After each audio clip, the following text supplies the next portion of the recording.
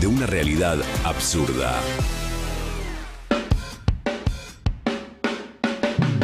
Y ahí va, miércoles 29 de octubre. Mientras tanto, el gobierno siente estar en una nueva luna de miel, ¿no? Es como un relanzamiento del gobierno y mañana reciben a no sé cuántos gobernadores y ya van de vuelta a la carga con otra vez la reforma laboral, la tributaria, la previsional.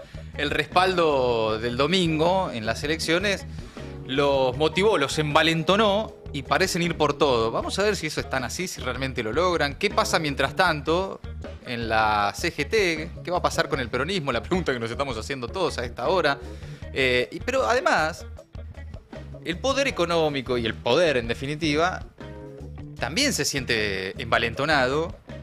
Y lo que sucedió en las últimas horas con la Corte Suprema, varias decisiones de la Corte Suprema, confirmando condenas a Guillermo Moreno, absolviendo a Mauricio Macri, habilitando que la causa de los cuadernos, ¿se acuerdan? Del ex chofer Centeno y demás, a pesar de los más de 20 recursos interpuestos por Cristina, avance. Cuando vos ves cómo está parado de manos, fuerte, el verdadero poder, ¿no? Te das cuenta que lo del domingo fue para esos sectores, o al menos eso creen, una inyección anímica de decir, listo, estamos para ir por todo.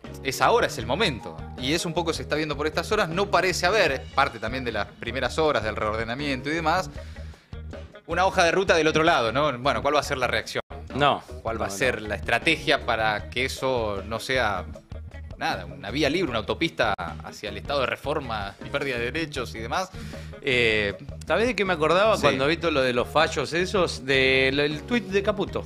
Claro, cómo sí, hace juego con eso de cómo cerrarle la puerta a la posibilidad de un tipo de oposición al gobierno.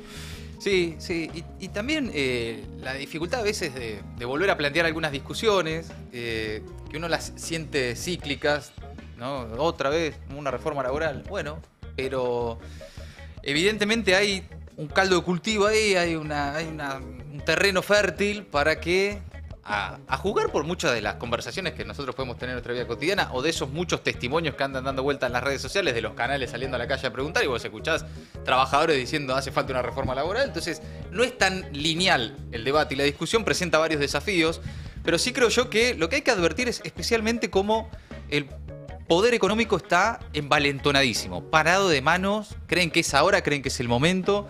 Tal vez tengan razón, no lo sé.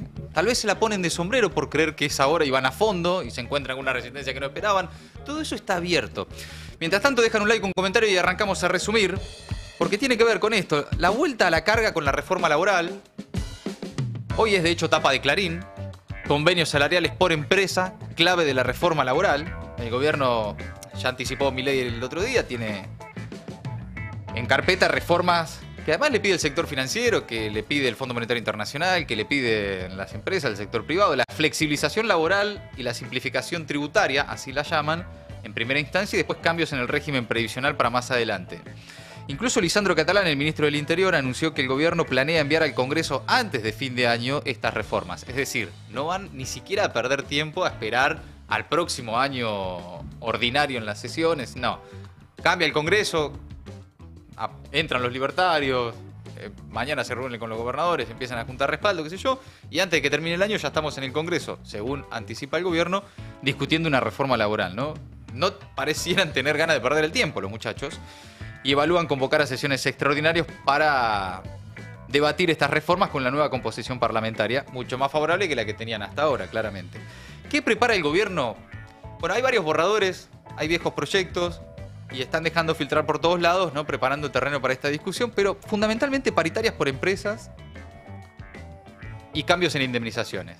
Varias cosas más, la extensión de la jornada laboral, algunas situaciones ahí también, pero que básicamente tienen que ver con esto. Es lo que propone el gobierno con la reforma laboral. Van a escuchar mucho en las próximas horas la palabra modernizar. Modernizar las relaciones laborales mediante acuerdos salariales por empresa. Salarios variables según productividad. Una revisión del sistema de indemnizaciones, siempre según el gobierno y quienes patrocinan este tipo de reformas, con el supuesto objetivo de reducir litigios. Otra cosa que se va a escuchar mucho de vuelta en estos días es la industria del juicio, ¿no? Que cada vez que la escuchamos decimos, esto no lo hablamos ya, no. Pero bueno, sí, ahí está otra vez. Y obviamente también la flexibilidad en favor de las empresas. Honestamente, uno puede tratar de dar algunas discusiones, de pensar de qué forma hay algunos convenios que deben ser actualizados, pensar qué sectores del nuevo mercado laboral pueden encuadrarse o no y de qué forma. Hay discusiones pendientes, es cierto. Ahora, cuando el que viene a proponerte una reforma laboral es Milei y lo primero que te dice el otro día con Laje, al día siguiente de haber ganado, es no es una reforma que vaya a ir contra los derechos de nadie. ¿Viste cuando ya de entrada te aclaran algo? Sí, mira, ya empiezo a sospechar que posiblemente esta sea más una reforma laboral, incluso ya escrita, ya pensada, ya diagramada por los sectores de poder, que piensan en sus intereses, obviamente, en lo que ellos consideran que sería bajar el costo laboral, reducir sus propios costos. Reducir sus propios costos, que yo para, bueno, supuestamente ahí, a partir de entonces, volar hacia la prosperidad. De ellos mismos. Pero uno tiene elementos para suponer que eso no va a ser así y que en realidad están buscando una Argentina con menos derechos. Claro, ¿qué sucede? Y acá está la dificultad en el debate de quienes se oponen a este tipo de reformas. Ya pasó cuando Milei era candidato a presidente. La advertencia de, che, vienen por tus derechos. Y lo que recibías muchas veces es la pregunta de, ¿qué derechos? Si yo ya no los tengo. Entonces vos decís, che, ojo, esta reforma laboral quiere ampliar la jornada laboral a 12 horas. Y qué sé yo, ya laburo 14, 15, te responden algunos. Por supuesto que, frente a ese escenario, se presentan las oportunidades para quienes quieren avanzar sobre los derechos de los trabajadores de utilizar esos argumentos, utilizar ese descontento ya que hay entre los trabajadores de largo arrastre, por cierto, no es del último año y medio, un mercado laboral que se ha complejizado, que se ha hiperfragmentado, que la pérdida de derechos no es nueva, etcétera, que se viene construyendo largamente en el paso de los últimos gobiernos, para con eso decir, vieron, es necesaria una reforma laboral. Claro, para nivelar para abajo, por lo general. Y consolidar que la quita de derechos sea institucional, total, que ya no sea una anormalidad, ¿no?, de empleadores que no cumplen con las leyes. Un incumplimiento, ¿no? claro, que de no los sea un privados. incumplimiento de los privados, sino que esa sea la regla, ¿no? Sí, sí. Bueno, también hay cambios que se plantean en las paritarias. El gobierno quiere que los acuerdos salariales se negocien por empresa y no solo por rama de actividad, permitiendo diferencias por tamaño y ubicación de las compañías. Y bueno, básicamente eliminando los convenios colectivos, ¿no? Ni más ni menos. Por cierto, quienes tienen memoria de los 90 recordarán que esto ya pasó. Sí, sí. Y ahora estamos viendo de vuelta los tickets canasta, ¿no? Que parte de la conversación otra vez. Sí. Pero lo de paritarias por empresa, no solo que ya pasó, sino que ya sucede, producto de que, bueno, la transformación, la reforma laboral que ellos proponen oficialmente, institucionalmente, a través de un proyecto en el Congreso, en muchos casos ya existe en la vida real, ¿no? Producto de, justamente, la diferencia de poder que hay entre los trabajadores y los dueños, ponerlo en los términos marxistas, ¿no? Y el capital, si querés, los patrones, qué sé yo. Y también, en algún punto, lo que vimos especialmente en el último año, por lo menos, qué sé yo, en términos, por lo menos después del último paro general de la CGT, la desaparición total en la conversación del movimiento obrero organizado, ¿no? De las centrales sindicales, es como algo en el último tiempo, y ahora voy a hablar un poco de la CGT, en el último tiempo también va permeando a que el trabajador que en algún momento dice, bueno, entonces, ¿quién me representa? Mira para los costados, no hay nadie. Sí, bueno, la sensación de orfandad, de intemperie, es enorme, y eso está siendo aprovechado muy fuertemente por el gobierno y quienes lo patrocinan y el poder económico detrás de estas reformas, porque hay que advertir que fue lo primero con lo que decidieron avanzar. Post domingo electoral, lo primero que pusieron sobre la mesa es una reforma laboral. Entonces, ante el argumento de, bueno, a los trabajadores mucho no les importa, total los derechos ya no tienen, lo que hay que contraponerles, y entonces, ¿por qué les importa tanto a los Sí, evidentemente. a los que impulsan estas reformas? Evidentemente no son reformas menores y evidentemente quieren consolidarlo institucionalmente en parte algo que, como decíamos, ya es Sí, producto de la realidad. hay algo que de lo que decís que es interesante, que es institucionalizarlo, Sí. que finalmente esto quede institucionalizado, pero que de hecho ya está pasando porque me da la sensación de que estamos en un camino de anomia total, digamos, de ausencia de ley, que allá a nadie le importa nada. Desde el primer momento que vos tenés un Congreso votándote leyes y refrendando esas leyes Sí. una y otra vez y que el gobierno no las cumpla y que eso no signifique nada, de ahí para abajo no te queda nada.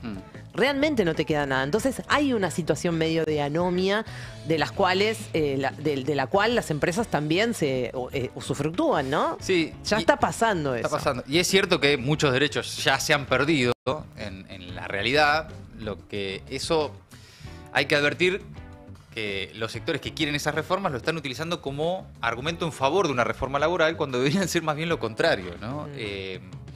Producto de que, no sé, por ejemplo, lo de las paritarias por empresa, esto ya pasó, yo me acuerdo en los 90, yo ponía el ejemplo de los bancarios, los trabajadores bancarios, pero cualquiera, de los fuertemente institucionalizados, ¿no? Vamos al caso de los bancarios porque son además los que tienen buenas paritarias, etcétera.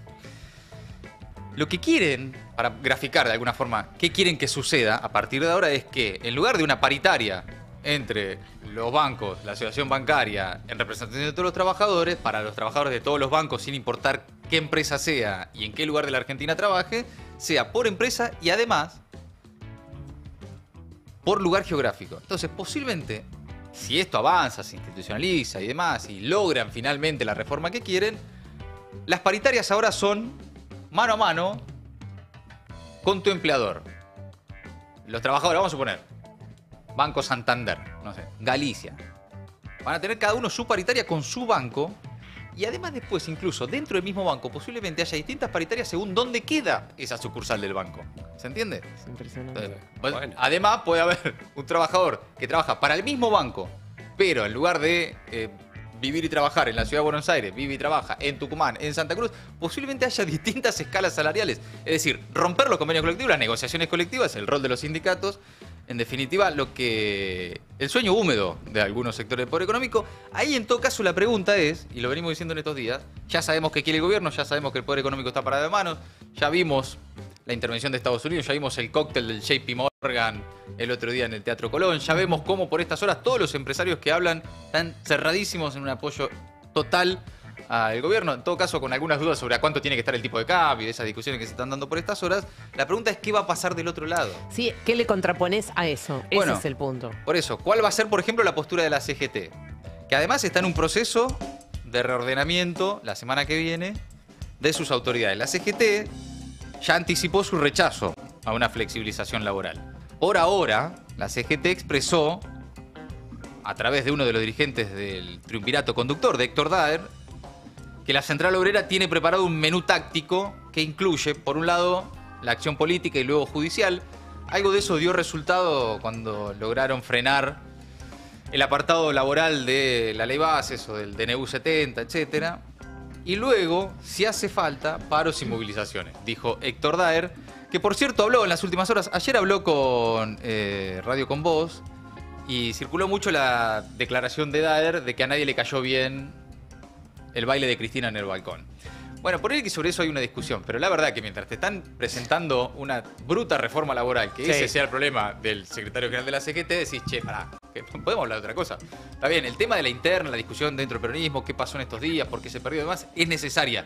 Y tiene que darse ya en las condiciones que se tenga que dar. Sí, sí, termínenla de una vez, sí. Termínenla de una vez. Diga, si es una interna, si es matándose entre ustedes, mátense, no me importa. Ahora, al secretario general de la CGT se les pide, o se espera al menos, una conversación más en relación a qué va a pasar con esta reforma laboral y cuál va a ser el rol de la CGT, que si le gustó o no que Cristina baile en el balcón. Que paralelamente es otro de los problemas que tiene el peronismo y por eso no interpela a nadie. Sí. Porque se la pasa hablando mucho más tiempo de su propia interna que de los problemas de la gente. Sí, También, además, digo, eso sí. es un doble problema, porque es verdad que hay que hablar de la interna, pero paralelamente pasa mucho eso. No, pero claro, pero si el problema es son los problemas de los dirigentes y Claro. no los problemas de la gente. Y bueno, Que también paralelamente pasa eso, porque nunca terminamos, o sobre todo algunas internas, de entender cuáles son las diferencias programáticas de esas internas, digamos, Sí. de cuál es la diferencia, que gobierne uno o que gobierne el otro, o que gane tal línea o que gane tal otra línea. Bueno, ¿qué va a pasar con la CGT? La CGT se prepara para renovar su conducción la semana que viene. El 5 de noviembre es el Congreso Nacional Ordinario. Este jueves hay un encuentro de la mesa chica ampliada, para ir escuchando la posición de cada sector. Se viene una renovación en las autoridades, todo indica que va a ser un triunvirato, pero la discusión central es la misma de siempre, y particularmente de estos 2 años. Los que quieren negociar, los que tienen puentes de diálogo con Santiago Caputo, Guillermo Franco, incluso hasta podría ser Patricia Bullrich, una de las negociadoras del gobierno, ¿no? Ahora teniendo en cuenta que va a estar en el Senado. Patricia Bullrich, que fue ministra de Trabajo de la Alianza, ¿no? Por las dudas, vale recordar también.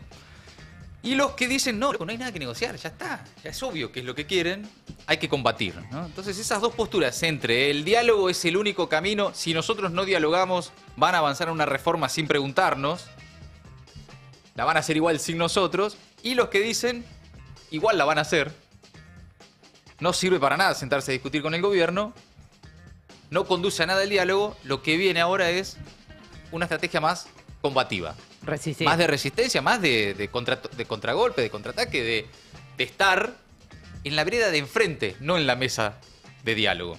Bueno, esas dos posturas se debaten, se tensionan. O sea, es parte de la discusión dentro de la CGT. La CGT no es una cosa no monolítica en la que todos piensan lo mismo. De hecho, hay varias corrientes internas, movimientos, algunos más combativos que han estado en la calle acompañando y otros que directamente se borraron o solo cumplen para la foto.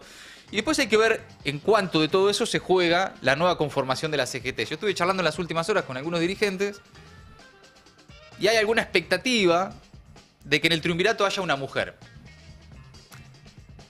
Yo no sé si esto necesariamente cambia el espíritu de la CGT, me parece que hace falta más que poner una mujer en el triunvirato, pero ante la ausencia de una figura que logre hoy sintetizar todas esas corrientes internas, se perfila nuevamente una conducción en forma de triunvirato otra vez, ¿no? Distintos sectores coinciden en que esta vez es necesario un recambio generacional y ahí aparecen varios dirigentes,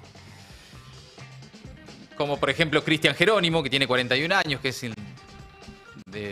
dirigente del Sindicato del Vidrio. Aparece también Jorge Sola, que hoy es el vocero de la CGT, es del Sindicato del Seguro, tiene 59 años, es parte ya hoy de la mesa chica también, de la central. Y aparece también una mujer, que es Maya Volkovinsky, que es la número 2 de la Unión de Empleados de la Justicia Nacional, tiene 43 años, son los 3 que mencioné, miembros actuales del Consejo Directivo de la CGT. La pregunta es, no solo si habrá una mujer, si habrá un recambio generacional, sino si además va a haber un cambio de actitud. Yo entiendo que muchos cuando hablamos de la CGT, inmediatamente dicen, la CGT no sirve para nada. Bueno, la CGT puede servir o puede no servir. No es una cosa que sirve o no simplemente por su característica y peso propio o específico. Puede servir si es una CGT que definitivamente decide en este nuevo cambio de esquema, bueno, empezar a confrontar con el gobierno. Hubo un recálculo, me contaban también se apagó de vuelta esto, chicos. Hubo un recálculo de algunos dirigentes de la CGT luego del resultado del domingo. Algunos calculaban que, frente a un gobierno más golpeado, un empoderamiento de Kicillof, era necesaria un tipo de estrategia. Ahora vieron que, lo que están viendo por estas horas y todos estamos viendo, el poder económico está parado de manos y viene con un tren de frente. Bueno, algunos dicen, no va a alcanzar con un espíritu dialoguista o de conversación permanente con el gobierno.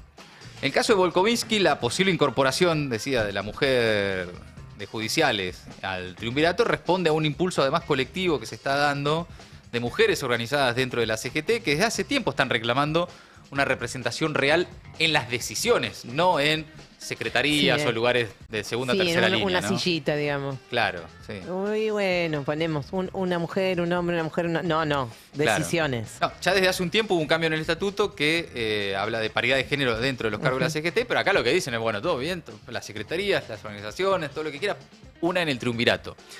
Insisto, no necesariamente eso garantiza un cambio de actitud en la CGT, pero empieza a mostrar, tal vez, si se confirma, la posibilidad de por lo menos pensar lo que también se está pensando en el peronismo. Tiene que haber necesariamente, y de la forma que cada institución decida,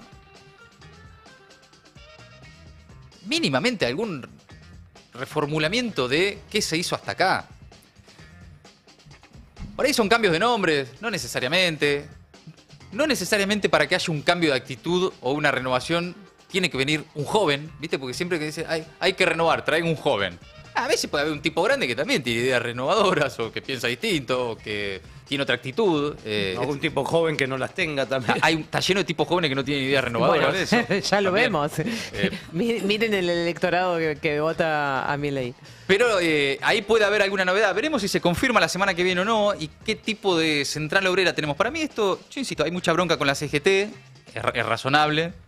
La CGT claramente hoy no representa a la totalidad del mundo de los trabajadores, producto de justamente de lo que estábamos hablando, ¿no? Cuando se habla de una reforma laboral, de ir contra los derechos de los trabajadores que tienen derecho, estamos hablando ya de entrada de un sector reducido de los trabajadores en la Argentina frente a semejante nivel de informalidad, trabajo negro y demás. Pero, evidentemente, si para el poder económico es tan importante la reforma laboral e ir contra los sindicatos, es porque todavía algo representan. Si no, no estarían tan preocupados. De hecho, hay una nota hoy de Mariano Martín en El Destape que dice que el gobierno presiona con plata y votos a la CGT para imponerle la reforma laboral. La administración libertaria congeló un desembolso de 60.000 millones de pesos que el ministro Lugones había comprometido para las obras sociales de la central sindical hace muy pocos días y que con el resultado electoral a mano, Milei busca ahora forzar a los gremios a ceder ante los proyectos oficiales de modificación de la normativa laboral. Cuenta también Mariano que en apenas 24 horas la CGT pasó del cielo al infierno. La derrota inesperada y categórica del PJ en las elecciones del domingo derivó en un cambio de reglas con el gobierno que promete signar la relación hasta el cierre del mandato de Javier Milei. La primera esquirla llegó con el congelamiento de este desembolso del que hablábamos, del gobierno, que había comprometido un destino a las obras sociales sindicales y el mensaje implícito de que esa liquidación quedará atada al comportamiento de la central obrera en la discusión por la reforma laboral. Si los pueden adoctrinar de esa manera, habrá que verlo. No sería novedoso. No. Pero habrá que verlo. Y mientras tanto, bueno, lo que decíamos, ¿no? La reforma laboral. Mariano viene escribiendo sobre esto hace rato, sobre las características de esa reforma laboral. Salió Sturzenegger a desmentir lo que había aplicado Mariano, lo que un poco parece verificar, ¿no? Si Sturzenegger dice fake, y yo pienso lo contrario, debe ser cierto. Negociaciones laborales y salariales a la baja, el fin de la ultraactividad, que es la garantía de vigencia de los convenios incluso después de su vencimiento, hasta la firma de sus reemplazos, la ampliación hasta 12 horas de la jornada, el fraccionamiento de las vacaciones y las indemnizaciones, incluso hasta la vuelta posiblemente de los tickets de comida, ¿no? El famoso ticket canasta. Que todos en algún momento, me imagino, ya a fines de los 90, bueno, los 90 en general, pero aquella crisis, ¿no? De principio de siglo, todos recordamos. Yo recuerdo estar con mi vieja ahí en el supermercado de León, de General Pico, y haciendo la fila en el supermercado y cortando los taloncitos. Los taloncitos para pagar en el supermercado, claro. Bueno, no sé si eso va a volver o no, pero que hay algunos con ganas de que suceda, evidentemente. Mientras tanto, ayer Gaby contaba algo, existe un informe sobre la autopartista sueca que cierra su fábrica y que va a importar desde Brasil. SKF. Y acá no hay reforma laboral que valga. Esto también es algo que tienen que entrar en discusión y que quienes se oponen a la reforma laboral tienen que tomar como elemento de discusión. ¿Qué tiene que ver la reforma laboral, las leyes laborales, la industria del juicio, etcétera, con lo que sucede frente a un modelo económico de importación y sustitución de importaciones y destrucción del aparato productivo local? Poné las leyes laborales que quieras. En este caso, y en varios otros, pero este es el más reciente, hay empresas que dicen, bueno, listo, nos reconvertimos, ¿no? Era como decía Milei. Sí. Claro, algunas hay que se van a reconvertirse. Sí, como plata dulce. O reconvertirse o morir, ese es el lema. La película Plata Dulce, sí. Y sí, esto claro. esto viene a cuento de hay el mito que históricamente gira alrededor del tema de la reforma laboral, que esto va a generar más empleo. Claro. Ese es el punto. Claro. Bueno, pues amigos, no va a generar más empleos. Es la economía, el funcionamiento de una economía y la postura de un país frente al desarrollo o no, que es lo que genera trabajo o no genera trabajo. No una reforma laboral. Bueno, acá hay un ejemplo muy concreto y reciente, ¿no? De de estas horas, la compañía sueca SKF, que cerró su planta de tortuguitas tras más de 100 años, va a despedir a 145 operarios. ¿Y qué va a hacer? Bueno, desde ahora venderá en el país productos importados de Brasil. Deja de producirlos acá, los trae de Brasil, los vende, ¿no? Hay varios sectores haciendo esto, por cierto. Sí, sí. Transformándose de productores en importadores, menos laburo, menos costo, menos obligaciones. Básicamente producen rulemanes, digo, Claro. para que se entienda. Es Sí. una empresa de rodamientos, pero digamos, son como partes para después para la industria automotriz. Exacto. Y bueno, y ya están importando. O sea, no Desde sé, ya no se genera. desde Hace 1917. 90 años. O sea, mirá que pasaron cosas del 1917 a esta parte para que finalmente hayan decidido, ¿no?, el fin de una era histórica y cerrar su fábrica de rulemanes, reconvertirse. Decías que era la película Plata Dulce. Sí, otra vez se nos viene a la mente. Es exactamente lo mismo. esa Esto película. ya lo vimos. Ya lo vimos, esa sensación a veces es agotadora y Sí. da fiaca, ¿viste? Cansa. Como decir, otra vez queda esta discusión. Y entonces eso también desanima. Después del resultado electoral del domingo, es razonable que algunos tengan en el cuerpo la sensación de, bueno, loco, ya está, qué sé yo, es lo que se votó, bueno, listo. ¿Viste esta cosa de, bueno, si al final... Si es lo que la gente Si es quería. lo que la gente quería. No, bueno. Pero no, ahí- no funciona así. Sobre todo, y esto se lo digo, me da la sensación, humildemente desde este lugar, a quienes tienen responsabilidades institucionales para evitar el avance sobre los pocos derechos que quedan para los trabajadores en la Argentina. Por eso pienso en la CGT, pero también pienso en las 2 CTA, pienso en las organizaciones sociales, pienso en el peronismo, pienso en todos los sectores, en la izquierda, en todos los sectores que de alguna forma van a tener que tratar de hacer lo posible para que esto no pase tan fácilmente por el Congreso. Porque además ya se prepara no solo el gobierno, sino también otros sectores del sistema político para darle una mano al gobierno. Mañana hay una reunión importante en Casa Rosada. Milei se va a reunir con, dicen que hasta 17 gobernadores para impulsar estas reformas. Viste que el lunes decíamos, Milei ni siquiera los tiene que ir a buscar, van a venir solitos. Sí. Bueno, ahí están, todos yendo a la Rosada. A muchos de ellos con muchas ganas. Otros están más baratos que el viernes. Y a otros no les queda alternativa, evidentemente, a juzgar por la cantidad de los que van. Van solo los que el gobierno también, por cierto, considera que con los que puede, entre comillas, dialogar. Obviamente los Cuca y todo eso, no. Kicillof y Sí, todo sí, eso. no. Eso- Infran no creo que vaya. Y no, todo eso no. Con eso no se puede hablar, ¿viste? Como- No. Pero bueno, el presidente va a recibir este jueves a la tarde en Casa Rosada a entre 15 y 17 gobernadores. Están ahí definiendo el listado final para buscar apoyo a las reformas de las que estamos hablando, ¿no? En un encuentro que va a estar encabezado por el presidente, coordinado por Guillermo Francos y por el ministro del Interior, Lisandro Catalán. Parece que van a participar también Luis Caputo y otros funcionarios ahí en la Casa Rosada. Ya algunos se tiran de cabeza a acordar, es el caso especialmente de los que ya tenían algún tipo de acuerdo con el gobierno. Rogelio Frigerio, entre ellos. Habló el gobernador de Entre Ríos sobre esta convocatoria y dijo, podemos avanzar en reformas que se vienen postergando hace 30 años, dijo. A ver. Que es así, tiene que ver también con las palabras del presidente el mismo domingo a la noche, donde hizo ese llamado. Creo que es muy importante. Creo que el 2026 tenemos la oportunidad enorme de avanzar sobre esas reformas que venimos postergando desde hace por lo menos 30 años. La reforma del sistema impositivo, la reforma del sistema de coparticipación federal, la modernización de las leyes laborales, generar un sistema de seguridad social más sustentable en el tiempo. Hace décadas que venimos desde la política hablando de estos temas sin poder concretarlos y yo creo que eso, avanzar en esa agenda con un acuerdo con los gobernadores, por un lado, y lograr tener éxito en la batalla contra la inflación, en la estabilización macroeconómica, son las bases para generar a partir del año que viene un crecimiento sostenido, un verdadero desarrollo económico. Yo apuesto por eso y trabajo en todo lo posible para que, como digo siempre, al gobierno nacional le vaya bien, ¿no? Sin especulación personal, partidaria, política. Bueno, ahí está Rogelio Frigerio, gobernador de Entre Ríos. Es muy impresionante a veces escucharlos hablar de un lado y del otro. Son varios los que hablan de la misma forma, como si nunca hubiesen tenido ningún tipo de responsabilidad en lo que pasó en los últimos 30 años en Argentina, ¿no? Sí. Rogelio Frigerio, que fue ministro del Interior del gobierno de Macri. Y otra cosa es escuchar el término desarrollo económico. Sí. Porque la verdad ¿Qué es significa, que, no? pero en serio, esto no Claro. es chicana ni nada, es que no entiendo cuál sería el desarrollo económico cuando no se habla de trabajo, cuando no Sí. se habla de industria, cuando no se habla de potenciar a las pymes. ¿Cuál sería el generador de empleo más allá del tema de la timba financiera?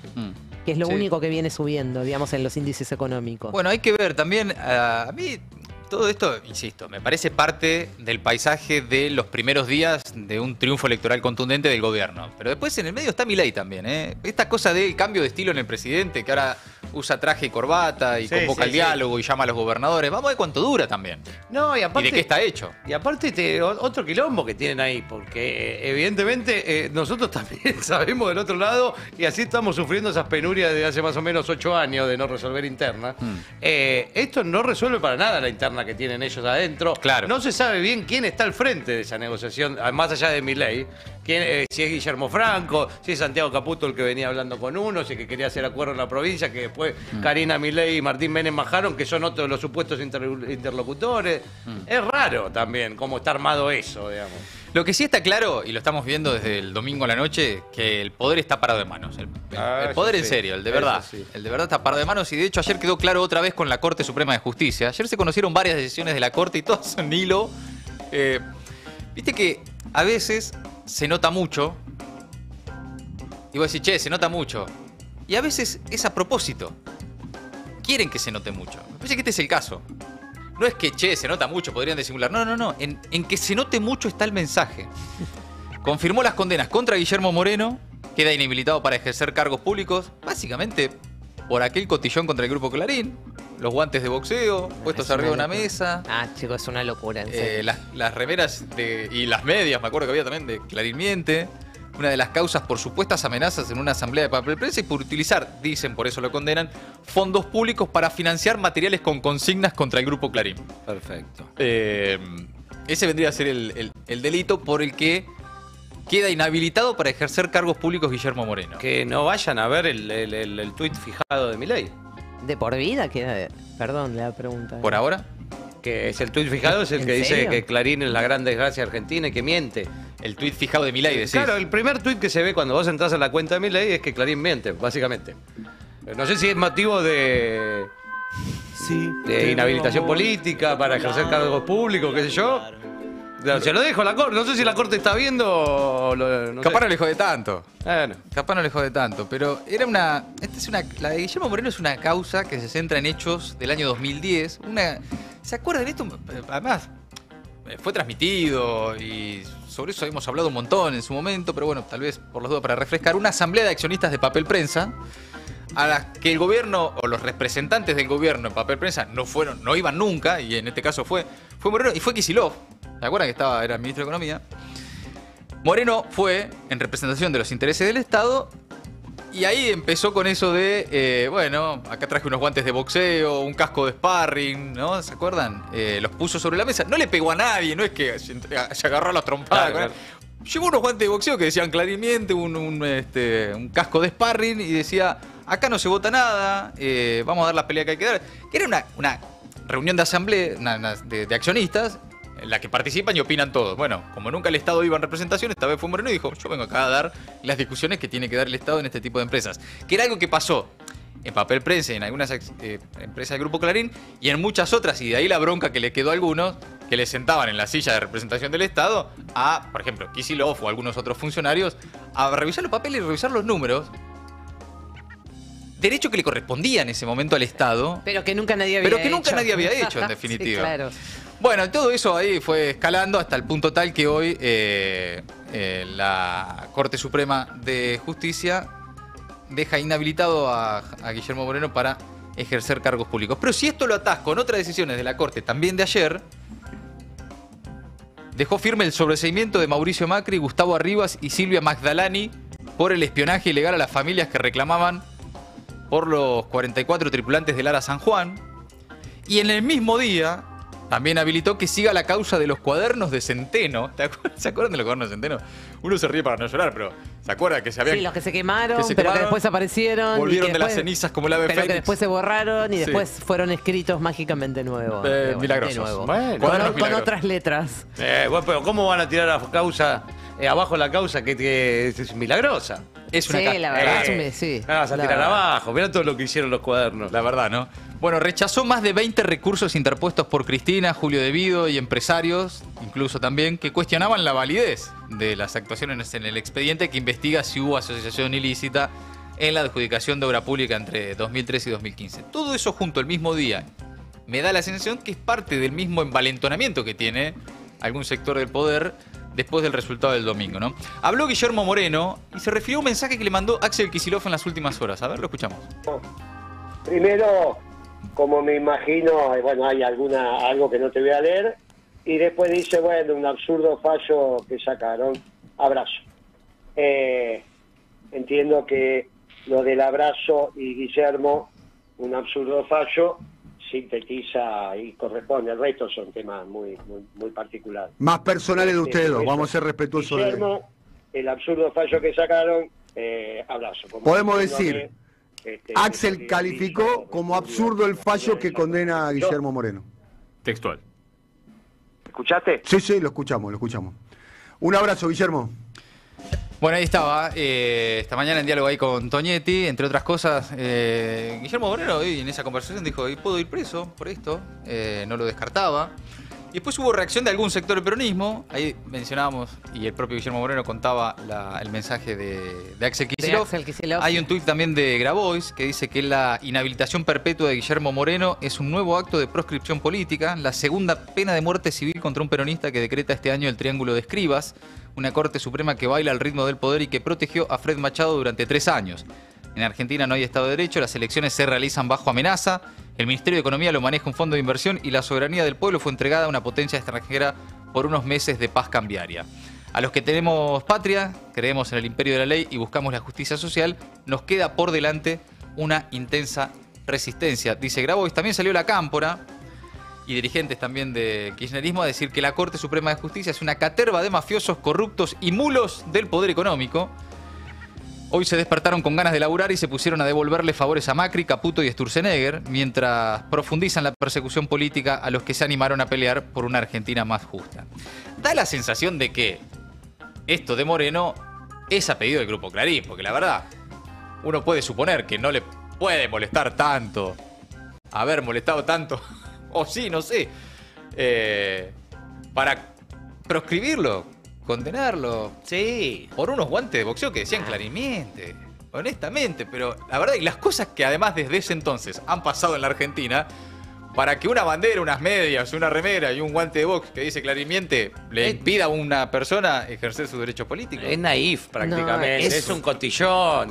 Pero me parece que es lo que Claro. vos decís, Mati. Es tan flagrante la contradicción y la injusticia que es evidente que te lo están poniendo, digamos, como para que se note. que sea una amenaza para Sí. lo que viene incluso. Sí, yo creo que el objetivo es que se note.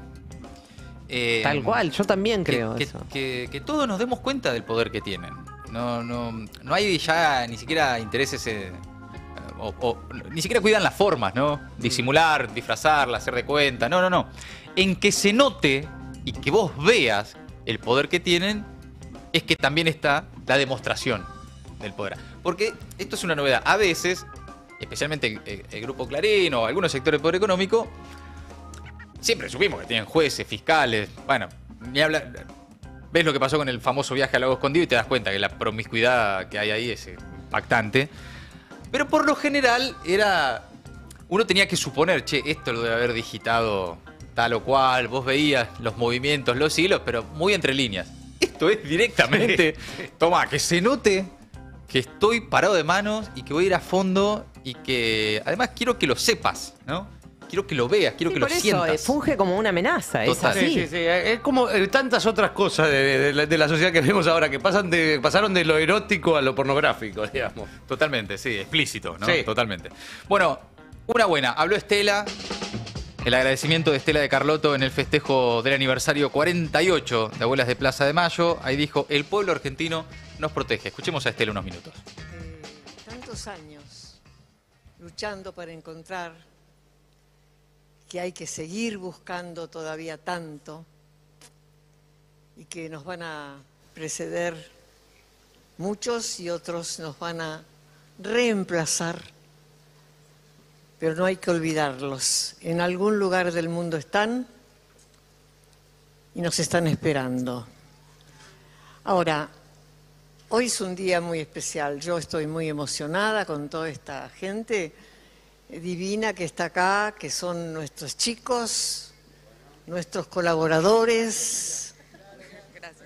Chicos, aunque ya son medio grandes, ¿no? Ya, sí, pero no importa. Para mí son niños. Y sí, estoy hablando de todo, María. No me digas lo que tengo que decir. María. Hace 38 años que estoy al lado de ella. Y todavía falta para que quede. Bueno, pero a ver, cada cosa en su lugar. Todos los que estamos acá somos parte de un grupo de trabajo para el nunca más.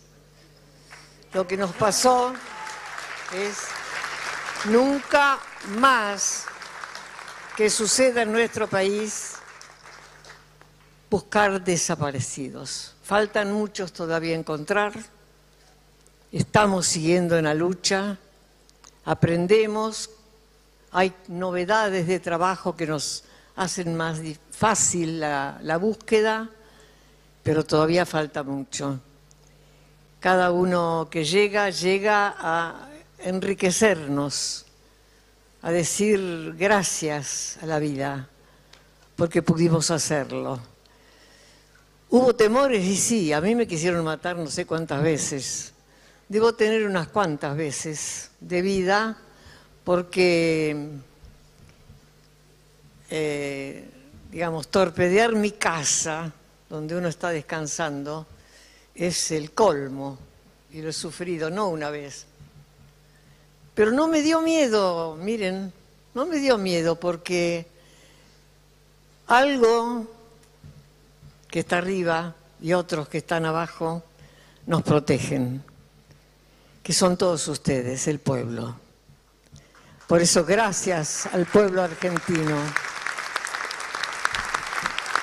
Gracias. Bueno, la voz de Estela, en momentos en los que, honestamente, después del domingo, viste la sensación de que cuesta creer, de que, viste, está esa cosa, eso está pasando, está en el espíritu. La voz de Estela siempre reconforta. Es un mimo al alma. Sí, como decís vos. Sí, un faro. Ay, ojalá estemos también a la altura en algún momento y que ese pueblo argentino de verdad las proteja, o al menos parte de ese pueblo argentino, sí. Y seguir trabajando en eso. Amigos, hasta ahí las últimas novedades de la política nacional. ¿Qué está pasando en el mundo? De todo. Empezamos, claro, acá en la región, sí. ¿Por dónde empezar, no? Claro. Con el huracán Melissa, ¿no? Que sigue su camino por el Caribe, dejó muy graves destrozos en Jamaica, donde por ahora no se reportan víctimas fatales.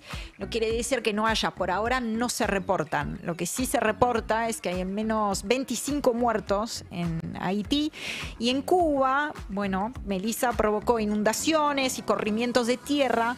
Varias provincias siguen en alerta y más de 700.000 personas fueron evacuadas. Así que para seguir de cerca, ya que mencioné a Cuba, en otro orden de cosas, le quiero contar que el gobierno de Javier Milei acaba de romper otra tradición histórica de la diplomacia de Estado, la Argentina como país, como Estado. ¿Qué habrá hecho Javier Milei hoy en la Asamblea General de las Naciones Unidas? Adivinen, votó junto con Estados Unidos. Israel. Y sí, Israel. Ay, adiviné.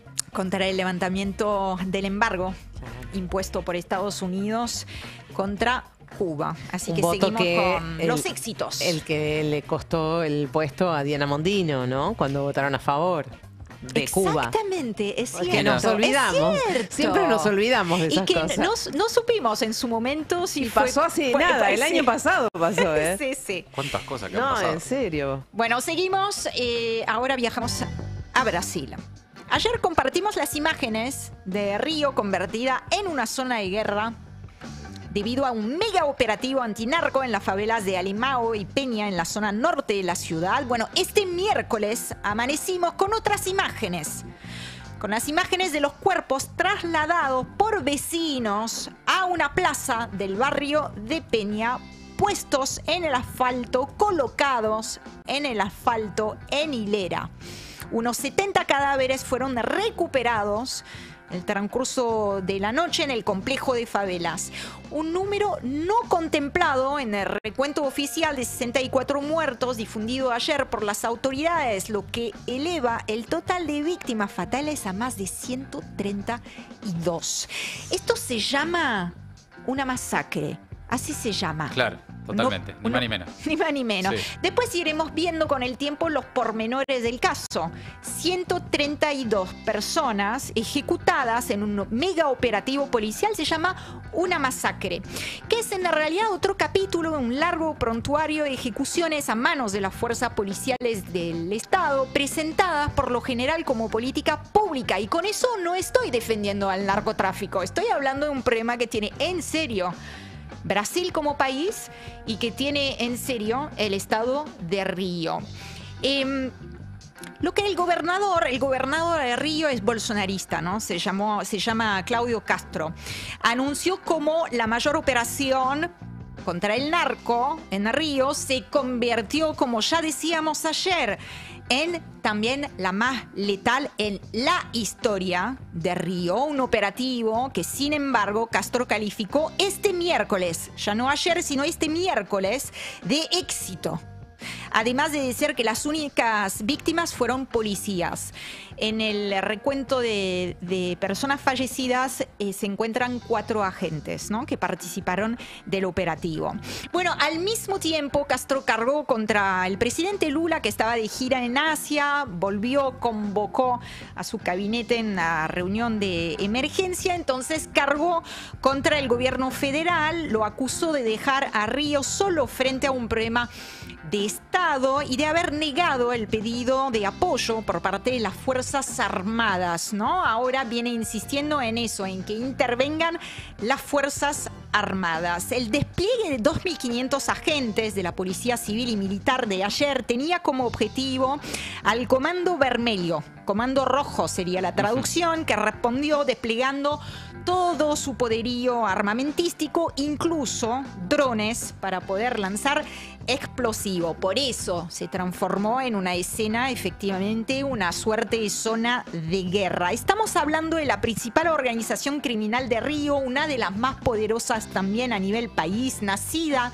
décadas atrás, en los años 70, en el contexto de la dictadura, en el interior de las cárceles, con otro propósito, y que creció a lo largo del tiempo como una suerte de franquicia del crimen dedicada al tráfico de drogas, armas, extorsión, sicariato y demás, y que hoy controla, o al menos tiene fuerte presencia en numerosas favelas de Río, y también extiende sus redes a otros estados. Vamos a ver un poquito la reacción de los organismos de derechos humanos, que me interesa, porque de esto se hizo enseguida, obviamente, una pugna política. De hecho, en las redes les cuento así a modo anecdótico, pero ayer enseguida, ¿viste cómo se instala un discurso, un relato en las redes sociales? Sí. Era la extrema derecha diciendo, ¿esto es Gaza? No, es Río. Y este es un lema. Ajá. ¿Viste que se ponen de Sí. acuerdo más o menos? O parece ser, no sé si Ordenan 3 palabras y salen. de alguna manera. Yo tuve esa sensación porque cuando entrabas en los destacados, digamos, de Twitter, era todo, ¿esto es Gaza o esto es Ucrania? No, es Río. ¿Y qué está haciendo Lula? Lula protege a los narcoterroristas, a los... Entonces, Sí, ojo, porque atrás de eso está todo lo que ya vemos en Venezuela, Colombia y Estados Unidos dándole vuelta al Claro, asunto. totalmente. ¿No? Y que no sirva de excusa para decir, bueno, de paso ya que estamos, vamos a Brasil también. Y siempre preparando también el terreno de cara a las próximas elecciones. Las dos cosas, Claro, digamos, ¿no? claro, Alineamiento con Estados Unidos y también política doméstica. Claro. ¿Qué dice la Oficina de Derechos Humanos de las Naciones Unidas? Nos horroriza el operativo policial en curso, porque esto es su mensaje de ayer, en curso en las favelas de Río de Janeiro, que según informe ya ha causado, etcétera. Ese operativo letal agrava, esto me interesa, la tendencia de consecuencias extremadamente violentas derivadas de las operaciones policiales en las comunidades marginadas de Brasil. Fíjate, muy en sintonía Ucrania con un comunicado conjunto que sacaron 27 organizaciones, entre ellas una que conocemos muy bien, que es Amnistía Internacional, en su sucursal, digamos, de Brasil, y advierten en ese comunicado, en esa nota conjunta, que esa matanza no es un accidente, sino que es la expresión de una política de seguridad basada en sangre y fuerza letal, que desde hace décadas las operaciones del Estado se concentran, el Estado de Río, ¿no? Se concentran en favelas pobres y comunidades negras usando el terror como instrumento de control. Nada de esto, dice el comunicado, reduce el poder de las facciones criminales. Cuando hablan de facciones en Brasil, hablan de bandas criminales. Solo instala miedo, pánico y rompe la vida cotidiana de miles de familias. El gobierno de Claudio Castro, el gobernador, premia la valentía, entre comillas, en la muerte y el enfrentamiento, reforzando la lógica de guerra en las calles. Estas acciones violan todos los principios internacionales de uso de la fuerza, advierten esas organizaciones de derechos humanos, que son esos principios: legalidad, necesidad, proporcionalidad y responsabilidad. La seguridad pública no puede ser un baño de sangre, dice la nota. Las comunidades tienen derecho a la vida, la paz y la integridad, y esto no se negocia. Veremos entonces en el transcurso de las próximas horas la resolución concreta, pragmática y también política de ese asunto, pero me parece que en esta nota, en esta denuncia que hacen las organizaciones de derechos humanos, está el quid de la cuestión. Y si tenemos un ratito más, ¿sí? Bueno, nos vamos a Ecuador. Me parece que es un tema que tenemos que volver a traer a la mesa. Daniel Noboa volvió a defender la eventual instalación de una base militar extranjera, en este caso en Galápagos.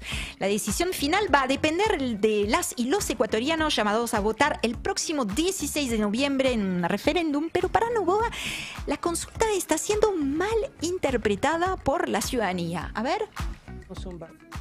Eso es otra cosa, que la gente a veces no lee bien la pregunta. Se habla de bases extranjeras. Extranjeras. Entonces, puede haber una base de control de pesca ilegal de varios países que estén ahí. Puede haber otra base de control de drogas. Pues sí. Puede haber otra base de Homeland Security, que los Estados Unidos está interesado en Homeland Security y controlar el problema lejos de sus fronteras. Bueno. Pero no es una base militar, no es regalar soberanía absolutamente a nadie. No. Uy, agarra esta porque se viene, ¿eh? Yo lo que les propongo... Siento que la vamos a escuchar. Yo lo que les propongo es que leamos literalmente la pregunta difundida en el portal oficial del Consejo Nacional Electoral de cara a la consulta en cuestión del referéndum, y dice lo siguiente. ¿Está usted de acuerdo en eliminar la prohibición de establecer bases militares extranjeras o instalaciones extranjeras con propósitos militares en el territorio nacional y de ceder bases militares nacionales a fuerzas armadas o de seguridad extranjera, reformando parcialmente la Constitución, etcétera? Me parece que es un poquito militar. Al menos la pregunta, tal como fue aprobada por el Consejo Nacional Electoral y va a ser sometida... La pregunta es bastante clara. Bastante clara. Recordemos muy brevemente. Pero perdón, el argumento de Noboa siento que lo vamos a escuchar acá en cualquier momento. Pero que él dice que no es militar. Y lo acabas de escuchar. Claro. Dijo, la gente no entiende, y por ahí se perdió la primera palabra. Porque no son bases militares, dijo. Y después lo reiteró diciendo, no es una base militar. No es regalar soberanía a nadie. Bueno, se ve que la pregunta está formulada de otra manera. Estamos hablando de algo. A partir de finales de los 90, Ecuador permitió la presencia de tropas estadounidenses en Manta. En 2007 es Rafael Correa quien decidió no renovar el acuerdo con Estados Unidos por considerarlo efectivamente una forma de pérdida de soberanía. Desde 2008 la Constitución prohíbe expresamente la presencia de bases militares extranjeras. Desde 2009 las tropas estadounidenses se retiraron definitivamente del país, y esto es lo que Daniel Noboa quiere cambiar. Ahora instalar bases militares tiene por supuesto un interés geoestratégico claro para Estados Unidos, transformar Ecuador en un nuevo enclave militar para fortalecer la posición de dominio y control de los Estados Unidos en la región, en momento en que la Casa Blanca viene acelerando su campaña contra el narcotráfico, o en nombre de la lucha contra el narcotráfico, contra Venezuela y contra Colombia por mar, y con la amenaza de ir también por tierra. Amigos, amigas, hasta ahí el resumen imposible de Maldita Suerte. QR en pantalla, señoras y señores. Sigan Al Destape en todas las plataformas. Ahí van a poder escanear ese QR que ven ahí y pueden hacer clic en el botón que aparece y listo, ya nos van a tener como medio favorito en su celular. La idea es que puedan tener Al Destape en su celular todo el día y se puedan enterar de todo. Maldita Suerte. De 14 a 17 horas. En El Destape 1070.